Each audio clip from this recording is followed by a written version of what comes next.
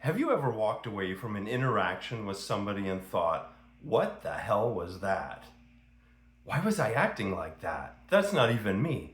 Because somebody recently asked me a fascinating psychology question. They said, if somebody already has a certain perception of you before they meet you, maybe because of how you look, somebody you remind them of, or something they've heard about you, can you subconsciously pick up on their expectations and start actually behaving differently around them? And strangely enough, yes, something very much like this can happen, but probably not for the reason you think. It isn't that somebody necessarily thinks you're insecure, arrogant, needy, intimidating, or whatever else, and somehow psychically transmits that belief into your nervous system. There's a much more interesting psychological process happening. Because when somebody develops an expectation about you, that expectation can subtly change their behavior toward you.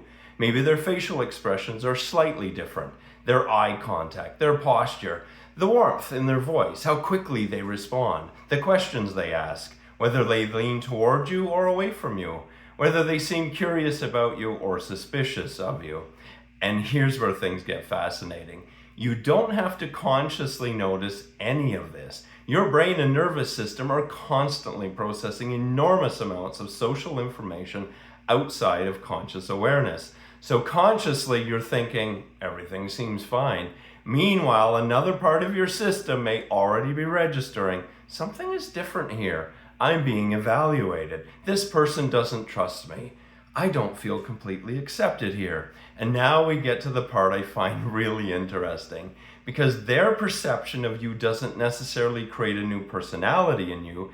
It can activate an old pattern that's already there. Maybe you have an old wound around being misunderstood. Maybe you learned early in life that you had to prove yourself. Maybe rejection makes you over-explain. Maybe criticism makes you become unusually quiet. Maybe feeling judged makes you perform.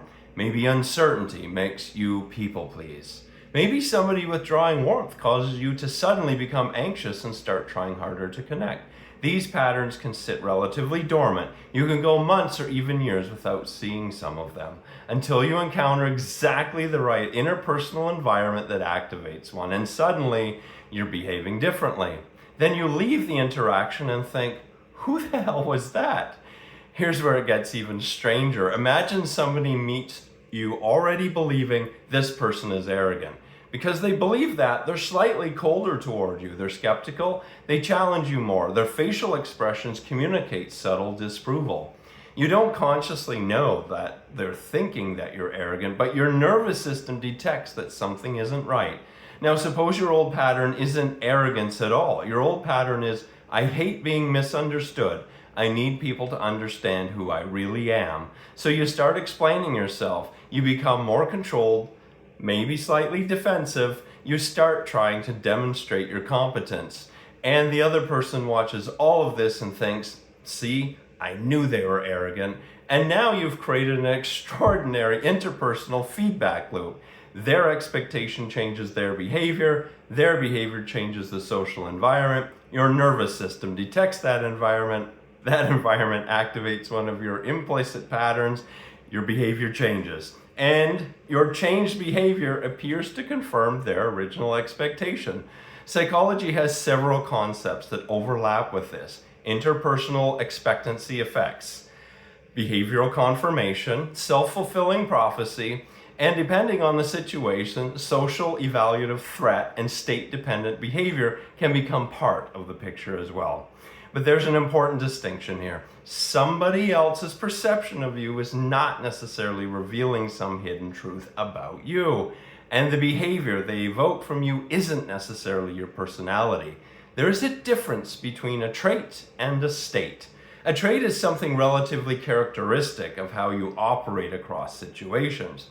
A state is something that emerges under particular conditions. And I think this matters enormously when we're doing our psychological work, because sometimes we experience ourselves behaving strangely around one particular person and immediately conclude, maybe that's who I really am.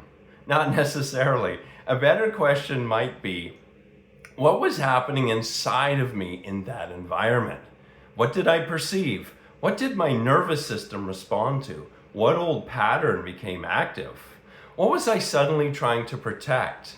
What was I trying to prove? What was I afraid was happening? Because sometimes another person doesn't show you who you are, they show you what can still be activated in you. And those are very different things.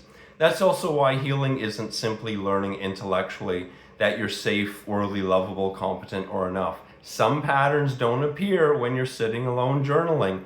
They appear in relationship. They appear when somebody misunderstands you, when somebody withdraws, when somebody judges you, when somebody reminds your nervous system of something it learned a very long time ago.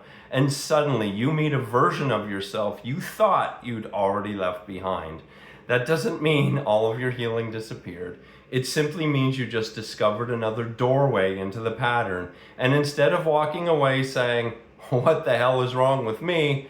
Maybe the more interesting question is, what just got activated in me? Because that question gives you somewhere to go.